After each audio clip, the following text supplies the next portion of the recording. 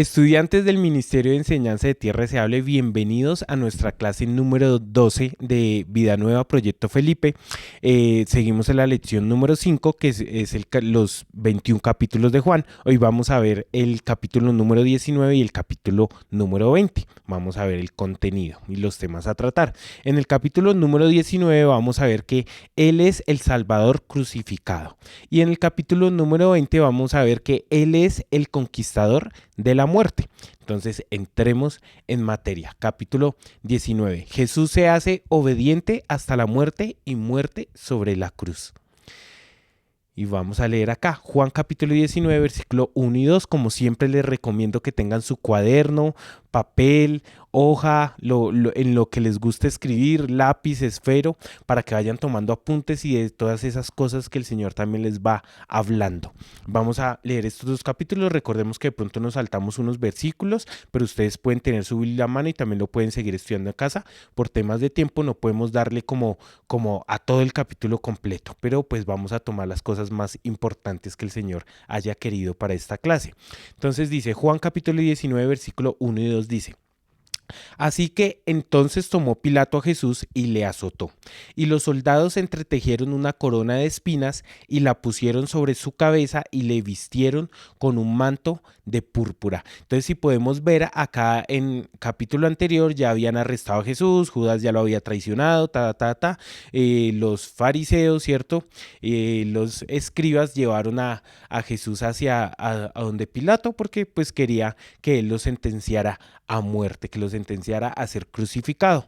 Entonces dice que Pilato no quería, o sea, tú lees los capítulos y Pilato no encontraba qué pecado había hecho Jesús o qué delito para llevarlo a una muerte de estas que era lo peor que había. De hecho dice que la palabra que maldito el que muere crucificado, y era una tortura literal morir de esta manera. Entonces los presos le huían a esta muerte. Dicen los historiadores que muchos presos cuando los sentenciaban a la cruz se orinaban del susto. Entonces era literal una tortura. Pilato no quería, entonces Pilato dice que toma a Jesús y lo manda a azotar. Y uno dice, ¿por qué? Porque más adelante vemos que Pilato lo saca otra vez ante los sacerdotes, los principales, para ver si de pronto Pilato decía, tal vez si lo ven ya golpeado, azotado, de pronto tienen misericordia y ya no quieren que que lo lleve a la crucifixión.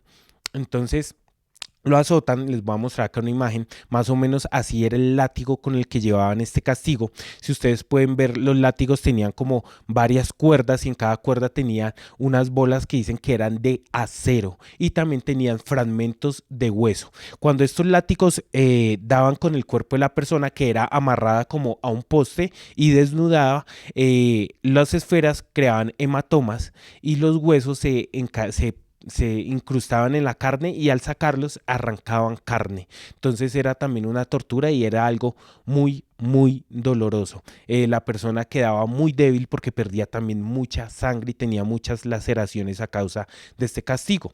Vemos que también en el versículo decía que le pusieron una corona de espinas y le pusieron un manto color púrpura. Y vamos a ver, mira lo que siguen haciendo los soldados. Dice, y le decían, salve rey de los judíos, y le daban de bofetadas. Esto que era una burla, ya que según lo que estaba sentenciando los sacerdotes y lo llevaron ante Pilato, el delito era que él se estaba proclamando rey. Entonces los soldados se burlaban y le hicieron una corona de espinas que cortaron la frente del Señor. También hubo hemorragias gracias a esta corona, y también lo golpeaban en su rostro. Dice que le daban de abofetadas. Y obviamente el manto púrpura era por la época, o sea, lo vistieron como haciendo la simulación de un rey de la época. Entonces Pilato salió otra vez y les dijo, mirad, os los traigo afuera para que entendáis que ningún delito he hallado en él. Entonces lo trae y dice, y salió Jesús llevando la corona de espinas y el manto púrpura. Y Pilato les dijo, he aquí el hombre. He aquí el hombre. Cuando le vieron los principales sacerdotes, dice que lo vieron, y los alguaciles dijeron voces diciendo, crucifícale, crucifícale.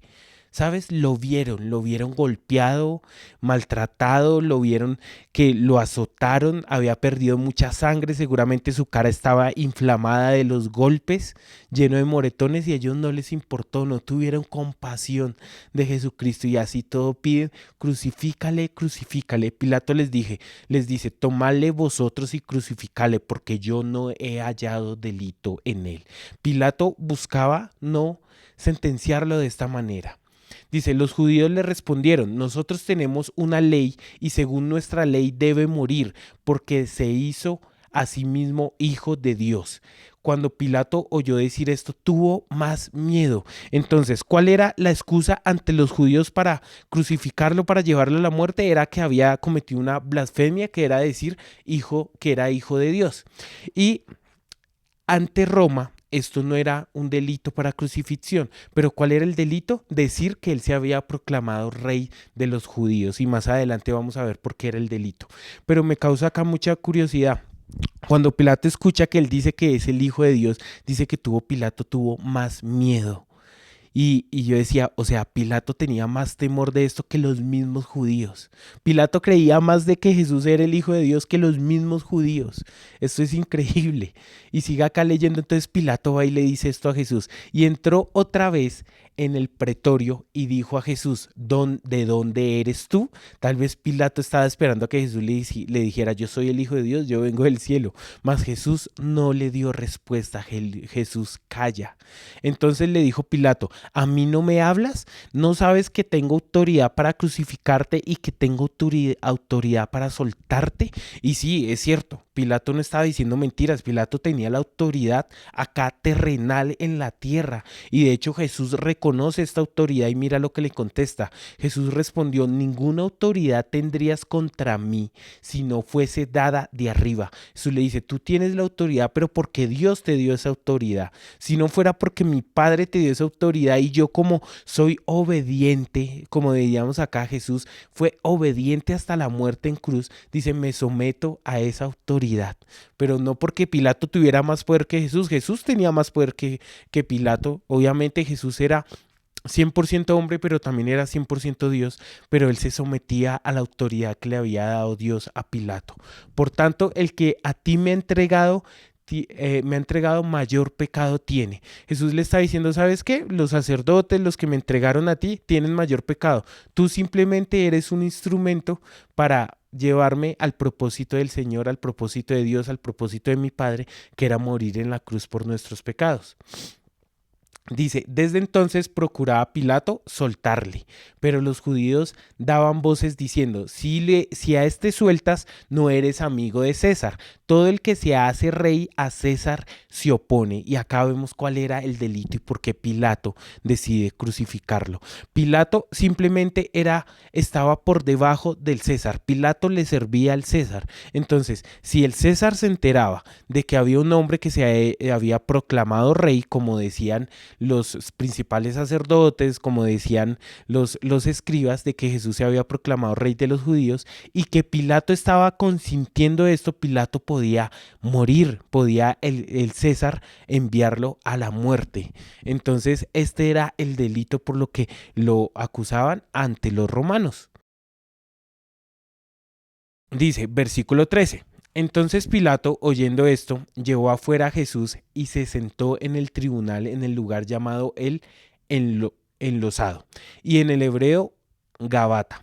Era la preparación de la Pascua y como la hora sexta. Entonces dijo a los judíos, he aquí vuestro rey. Acá hay algo curioso de que Juan decide acá decir de que era la preparación de la Pascua. Y uno de pronto puede ver esto y uno dice, pero eso está como si fuera tal vez un versículo suelto. O sea, ¿qué tiene que ver? Porque Juan dice que era la preparación de la Pascua. Y resulta de que podemos asociar acá de que Jesús era el Cordero Pascual. Y les voy a explicar. En el judaísmo, el cordero pascual era un animal sacrificado y consumido durante la celebración de la Pascua, que conmemoraba la liberación de los israelitas de la esclavitud de Egipto. Egipto. Mira, la fiesta de la Pascua era como esa conmemoración, como esa fiesta, como ese recordatorio de que Dios los había liberado de la esclavitud, es claro, ¿no? De la esclavitud de Egipto. En la celebración de la Pascua, cada familia o grupo familiar debía sacrificar un cordero. La sangre del cordero era aplicada en los postes y el dintel de las puertas de las casas para que Dios pasara. De ahí el nombre Pascua, que significa pasar. Entonces Dios pasaba y no destruyera a los primogénitos. ¿Se acuerdan allá en Egipto, en las plagas de Egipto, cuando pasó de que el que no hubiera puesto la marca, ¿cierto?, de la sangre, moría el primogénito? Ah, pues esta era la celebración de la Pascua. En el cristianismo, el Cordero Pascual se identifica ¿con quién? Con Jesucristo, quien es el Cordero de Dios que quita el pecado del mundo. Su sacrificio en la cruz es visto como el equivalente a la liberación de los israelitas de Egipto. Lo que pasa es que aquí lo que hizo el sacrificio en la cruz de Jesucristo es que es el liberamiento de nuestra esclavitud del pecado. Éramos esclavos del pecado, pero gracias a la muerte de Jesucristo ya no somos más esclavos del pecado. Entonces Jesús se convierte en el Cordero Pascual. ¿Sabes que Dios tenía escrito el día exacto en el que Jesús debía morir, la temporada exacta? Todas las profecías, y más adelante vamos a ver que fueron escritas en el Antiguo Testamento miles de años atrás, fueron cumplidas por Jesucristo acerca de su sacrificio, de su muerte. Y seguimos acá leyendo, versículo 15. Pero ellos gritaron: fuera, fuera, crucifícale. Pilato les dijo: ¿a vuestro rey he de crucificar? Respondieron los principales sacerdotes: no tenemos más rey que el César. ¿Sabes algo? Los judíos, los sacerdotes no querían a los romanos, odiaban a los romanos. De hecho, ellos están esperando era un rey que viniera con espada y destruyera a todos los romanos. Ese era el Mesías que estaban esperando. Pero Jesús dijo: mi reino no es de este mundo. Por eso no querían a Jesús. Pero ¿sabes algo? Preferían proclamar rey al César y decir: no tenemos más rey que el César, por su orgullo y no ver a Jesucristo como el Mesías. Su orgullo, y muchas veces pasa en nosotros, ¿cuántas veces nuestro orgullo nos lleva a proclamar en algunas áreas de nuestra vida rey otras cosas, personas, deseos, sueños, y no dejamos que Jesús reine en nuestra vida? Y ellos preferían llamar rey al César. Así que entonces lo entregó a ellos para que fuese crucificado.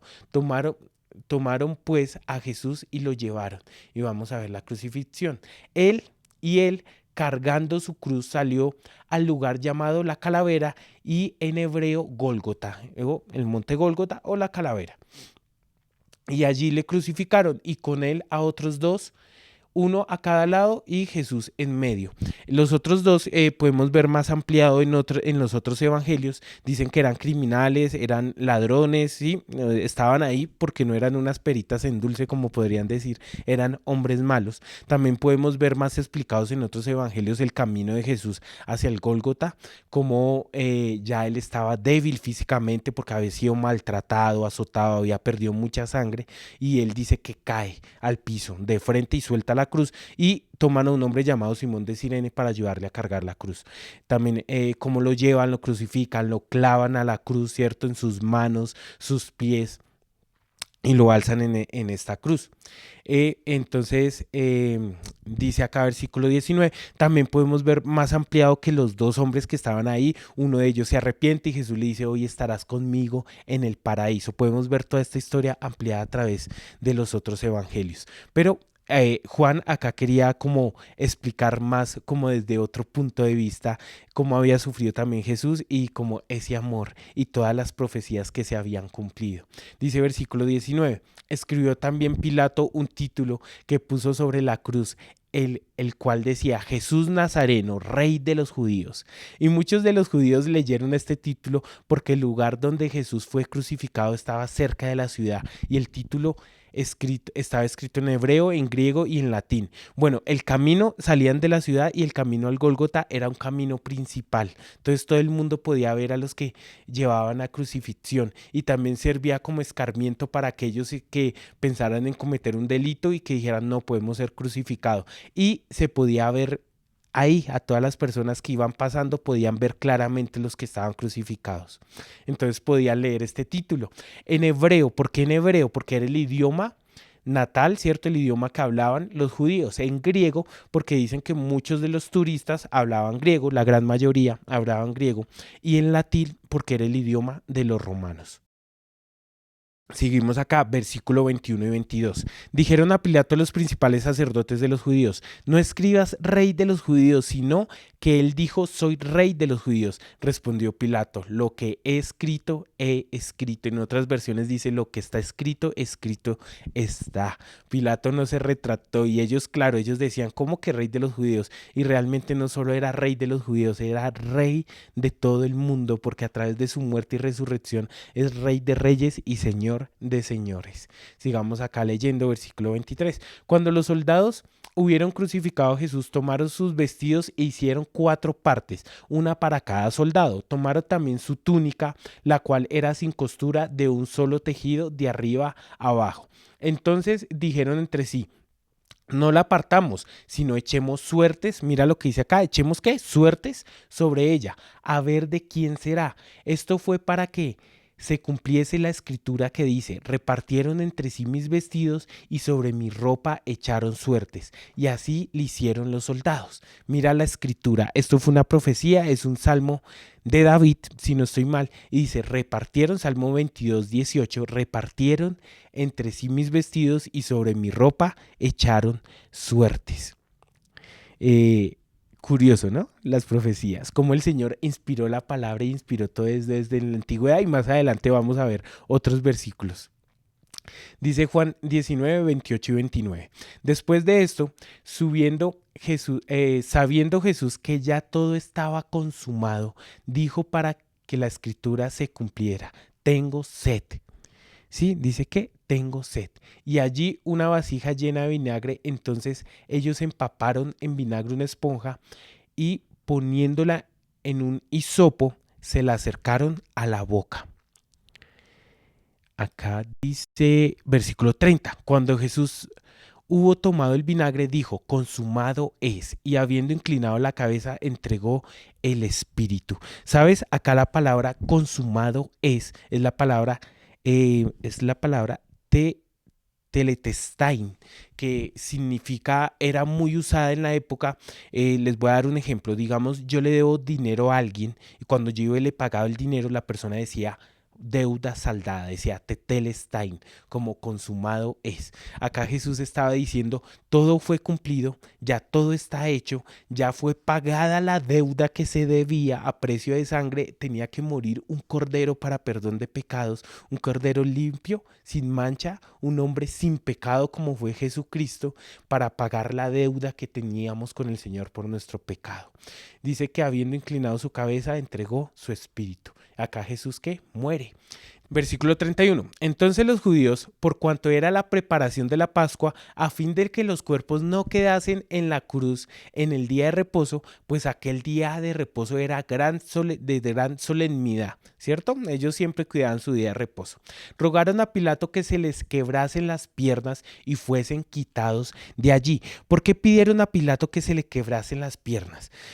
La tortura de la crucifixión podía durar muchas horas o inclusive días, ¿sí? Una persona ahí agonizando, por eso era una tortura, no era una muerte rápida. Al quebrarle las piernas, estas personas morían más rápido porque ya no tenían en dónde sostenerse y ya no podían como levantarse para poder respirar, entonces morían sofocados más rápidamente.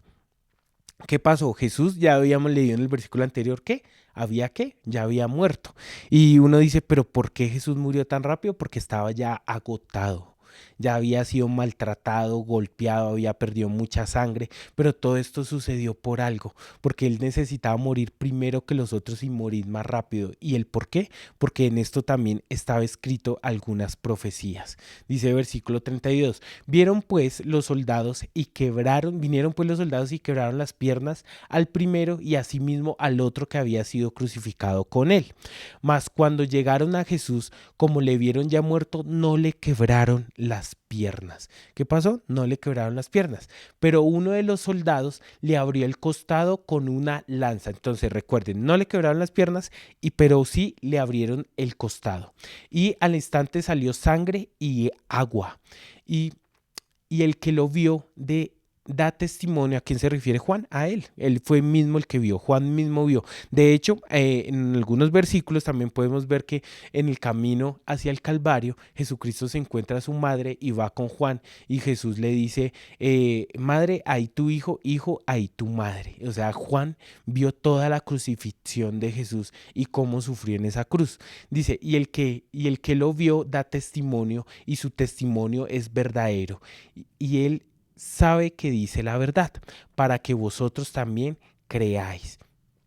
Versículo 36, porque estas cosas sucedieron para que se cumpliese la escritura. No será quebrado hueso suyo, ¿sí? No será quebrado qué? Hueso suyo. Y también otra escritura dice, miran al que traspasaron. Y quiero leerles acá. Éxodo 12:46 y Números 9:12 hablan del cordero que se prepara para la Pascua y cómo no se le podía quebrar ni un solo hueso. ¿Se acuerdan del cordero que le decían que preparaban para la Pascua? Que lo comían y cruzaban su sangre para la puerta, no se le podía quebrar ni un solo hueso. Y a Jesús no se le quebró ni un solo hueso. Esto se cumplía de que, ¿qué? De que no se le podía romper un hueso y por eso no se le rompieron las piernas. Salmo 34:20 dice, él guarda todos sus huesos, ni uno de ellos será quebrantado, ni uno de ellos será quebrado. Y el traspaso con la lanza cumple la profecía de Zacarías 12:10. Bueno, no lo podemos leer por tiempo, pero ustedes sí lo pueden, como están llevando notas, lo pueden verificar en sus casas. Dice Juan 19:40-41. Tomaron pues el cuerpo de Jesús y lo envolvieron en lienzos con especies aromáticas, según es costumbre para la sepultura de los judíos. Y en el lugar donde había sido crucificado había un huerto, recuerden esto, un huerto, y en el huerto un sepulcro nuevo en el cual aún no había sido puesto ninguno. O sea, no había sido usado este sepulcro. Un huerto es como un lugar donde cultivan cosas, alimentos, ¿sí? Árboles, frutas, ¿sí? O es una huerta, un huerto. Y dice acá versículo 40. Allí pues, por causa de la preparación de la Pascua de los judíos y porque aquel sepulcro estaba cerca, pusieron a Jesús. Entonces dice Jesús, vamos al capítulo número 20, que es continuación de este capítulo. Dice, Jesús resucita entre los muertos y se manifiesta a sus discípulos. Y es que Él es el conquistador de la muerte. Acá vamos a ver cómo Jesús conquistó la muerte. Dice Juan capítulo 20, versículo 1 y 2. El primer día de la semana, que se refiere al día domingo, no día lunes, la cultura judía y para nosotros también, si ustedes pueden ver el calendario, la gran mayoría de calendario, el primer día de la semana aparece como el domingo. Ya algunos han venido cambiando estos calendarios y aparece como el lunes, pero el primer día de la semana es el día domingo. María Magdalena fue de mañana siendo aún oscuro, o sea, María madrugó, era muy temprano porque aún era oscuro. Y dice que fue al sepulcro y vio quitada la piedra del sepulcro. Entonces corrió y fue a Simón Pedro y al otro discípulo, aquel al que él amaba, al que amaba a Jesús. ¿A quién se refería? A Juan, al mismo que escribió este libro, era el discípulo amado y pues Juan acá hacía anuncio de eso. Dice, y les dijo, se han llevado del sepulcro al Señor y no sabemos dónde lo han puesto. Dice, y saliendo Pedro y el otro discípulo y fueron al sepulcro. Corrían los dos juntos, pero el otro discípulo corrió más aprisa que Pedro y llegó primero al sepulcro. ¿A quién se refería? Juan.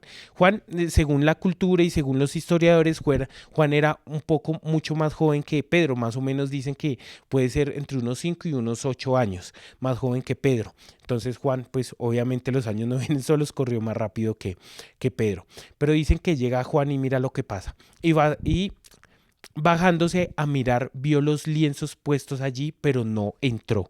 Juan era un poco más, podríamos decir, reservado, como de que tenía un poco más de respeto, ¿cierto? Como más, entonces dice que no entra. Él tal vez solo se asomó y vio los lienzos y no vio el cuerpo, entonces no entra. Pero dice, luego llegó Simón y Simón Pedro tras él y entró en el sepulcro y vio los lienzos puestos allí. Pedro era más arrebatado, ¿cierto? Podemos ver Pedro cómo se arriesgaba más, como Pedro en un momento de enojo le cortó la oreja a un siervo de un sacerdote. Entonces podemos ver que Pedro era como más arrebatado, ¿cierto? Entonces Pedro llegó de una y entró y dice, y vio los lienzos puestos allí. Ahí en esta frase, la palabra vio, la palabra usada en el griego fue te teaomai, de la cual derivamos nuestra palabra teatro, o sea que él contempló la escena. Pedro entró y vio la escena parte por parte y contempló todo lo que estaba viendo. Al ver que Pedro había entrado, entonces Juan decide entrar.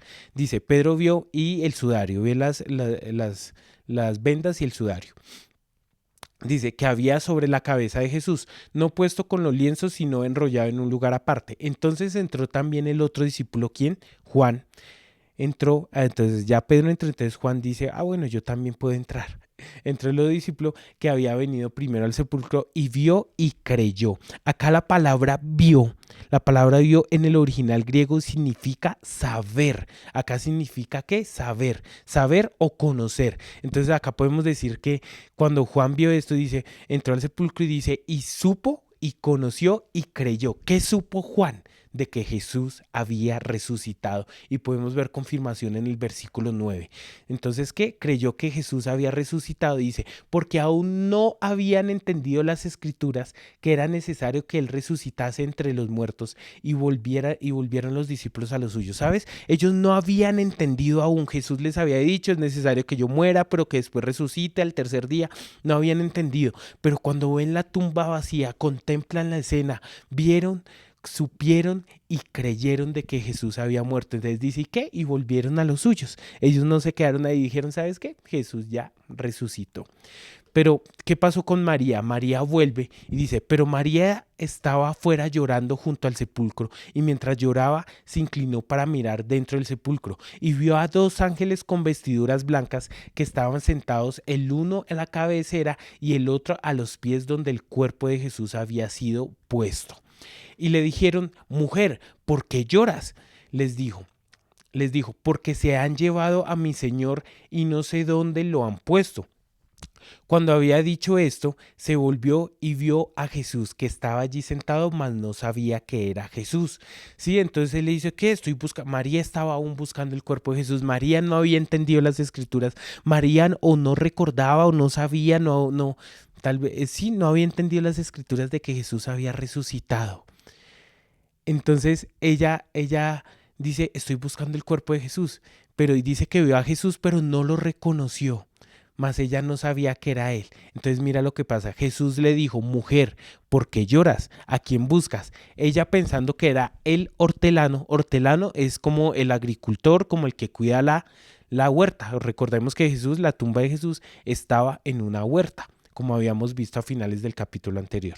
Le dijo, Señor, si tú te lo has llevado, le está preguntando por el cuerpo de Jesús, dime dónde lo has puesto y yo lo llevaré. Jesús le dijo, María. Otra vez vuelve y le repite que María, le dice otra vez. Volviéndose a ella le dijo, Raboni, que quiere decir maestro. María reconoció la voz de Jesús. Acá en este momento que reconoció la voz, no lo había conocido, pero cuando escucha otra vez dice Raboni, maestro. María que conoció su voz, mira lo que dice Proverbios 8:17, dice, yo amo a los que me aman y me hallan los que temprano me buscan. Recordemos que María había ido a buscar a Jesús temprano, dice que todavía estaba oscuro y Jesús se le reveló. Y mira lo que dice acá. Jesús le dijo, no me toques, porque aún no he subido a mi Padre, mas ve a mis hermanos y dile, subo a mi Padre y a vuestro Padre, dice a mi Padre y ahora es también su Padre, y a mi Dios y a vuestro Dios. Fue entonces María Magdalena para dar a los discípulos las nuevas de que había visto al Señor y que Él le había dicho estas cosas. La palabra acá que el Señor cuando dice no me toques, tocar, aquí es traducida del griego tomai, que significa aferrarse. Jesús le está diciendo, no te aferres a mí, yo necesito todavía ir a mi Padre, no he ido, pero ve y habla y ve y cuenta estas noticias. Siga acá versículo 19. Cuando llegó la noche de aquel mismo día, o sea, el día domingo, el primero de la semana, estando las puertas cerradas, mira lo que dice, las puertas que cerradas en el lugar donde los discípulos estaban reunidos por miedo de los judíos, vino Jesús y puesto en medio les dijo, paz a vosotros. ¿Sabes algo? Acá dice que cerradas, ¿por qué? Porque ellos tenían miedo. ¿Miedo de qué? De que empezaran a perseguirlos, de que los apedrearan, de que los azotaran. Sí, ellos estaban escondiéndose y dicen de qué, de los judíos. Se estaban escondiendo de ellos y estaba seguramente todo con trancas, así la puerta cerrada, con una viga así atravesada de lado a lado, estaban reunidos, pero Jesús estaba en un cuerpo que glorificado, y los cuerpos glorificados, este cuerpo glorificado puede atravesar puertas y paredes. De hecho dicen que cuando vayamos a la vida eterna será el mismo cuerpo que tendremos que un cuerpo glorificado, que no obedece las leyes de qué, de la materia, sino que podremos atravesar paredes, puertas. Y esto fue lo que hizo Jesús. Y Jesús dice que se hace que en medio de ellos. Dice, vino Jesús y puesto en medio les dijo, paz a vosotros. Y mira lo que dice. Y cuando les hubo dicho esto, les mostró las manos y el costado. Y los discípulos se regocijaron y vieron al Señor, que se pusieron alegres, se regocijaron. Porque ¿qué? Es como... A ver, Jesús había muerto, ellos lo amaban, habían pasado 3 años con él y vuelven y lo ven resucitado, que se alegran de verlo. Dice, entonces Jesús les dijo otra vez, paz a vosotros, como me envió el Padre, así también yo os envío. Jesús acá les dice, así como el Padre me envió acá a la tierra a enseñarles, a abrirles los ojos, a enseñarles el Evangelio, a darles salvación, ahora yo los envío a que ustedes prediquen estas buenas noticias, pero no los envía solos. Mira lo que dice acá en el versículo 22. Y habiendo dicho esto, sopló y les dijo, recibid al Espíritu Santo. ¿Sabes cómo venció Jesús a la muerte? ¿Sabes cómo Jesús es el conquistador de la muerte? Dice la palabra, el mismo poder que levantó a Jesús de la muerte vive en mí. ¿Y qué poder es este? Es el Espíritu Santo. El Espíritu Santo levantó a Jesús de entre los muertos, el poder de Dios, ¿sí? Y ese mismo poder vive en nosotros. El Espíritu Santo vive dentro de nosotros. Y mira lo que pasa acá. Jesús sopló y les dijo, recibid el Espíritu Santo. ¿Sabes? Esta palabra sopló aparece en otro versículo en la Biblia y es en Génesis capítulo 2 versículo 7. Dice, Dios formó al hombre del polvo de la tierra y sopló en su nariz aliento de vida. Acá Jesús les está dando vida, una vida que espiritual. En ese momento el Espíritu Santo entra a habitar dentro de ellos y parte esa alma y da un nuevo nacimiento y empieza esa vida espiritual. Da que esa vida eterna, ese nacimiento de nuevo, que es lo que hemos hablado anteriormente en los otros capítulos. Versículo 23, a quienes remitieren los pecados, les son remitidos, y a quienes los retuvieres les son retenidos. Acá remitieres es como perdonar, pero no les está diciendo, oye, es que ustedes pueden perdonar pecados. Cuando Cristo ordenó a los apóstoles que perdonasen los pecados, no les estaba transfiriendo lo que es atribución exclusiva de él mismo. Le pertenece el perdón de los pecados. ¿A quién? A él, a Jesús dice, simplemente les encargó que en su nombre proclamasen el perdón de pecados. En ninguna parte del libro de los Hechos ni en las epístolas encontrarás algún caso de los apóstoles perdonando los pecados de alguien. Sí fueron a todas partes proclamando el perdón de pecados. Esto era lo que el Señor les está diciendo, vayan a todas partes y proclamen el perdón de pecados, que la gente crean en mí, crean en Jesucristo, y esto dará el perdón de pecados. Juan 20, versículo 24-25 dice, pero Tomás, y llegamos acá a Tomás, uno de los 12, llamado el Dídimo, no estaba con ellos. Dídimo es como también en otras traducciones llamado el gemelo. No estaba con ellos cuando Jesús vino. ¿En dónde estaba Tomás? No se sabe. Tal vez Tomás estaba viviendo su luto aparte. Tal vez Tomás dijo, me voy a alejar. Se estaba escondiendo también, pero en otra parte. No sabemos qué pasó con Tomás, el caso es que no se estaba reuniendo con ellos. Dice, le dijeron pues los otros discípulos, al Señor hemos visto. Él les dijo, si no viere en sus manos las señales de los clavos, y metiere mi dedo en el lugar de los clavos, y metiere mi mano en su costado, no creeré.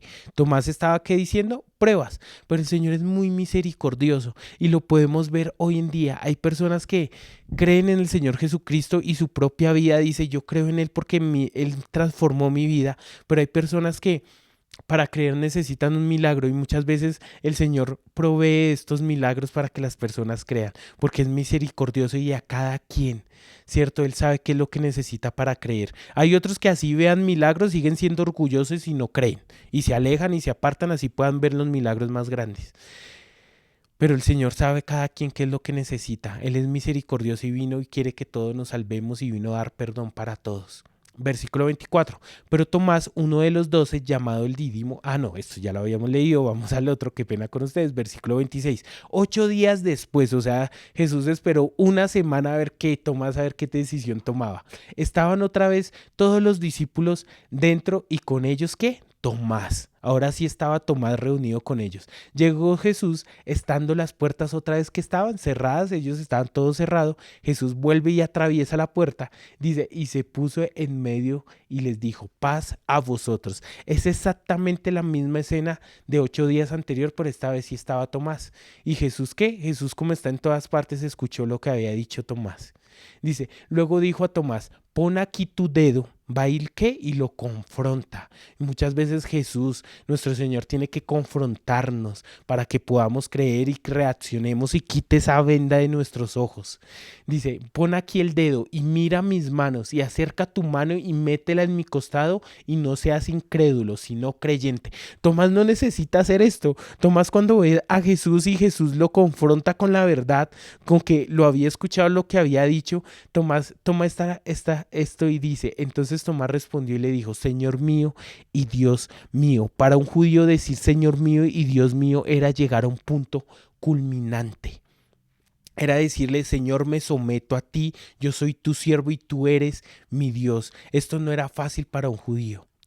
Pero mira lo que dice versículo 29.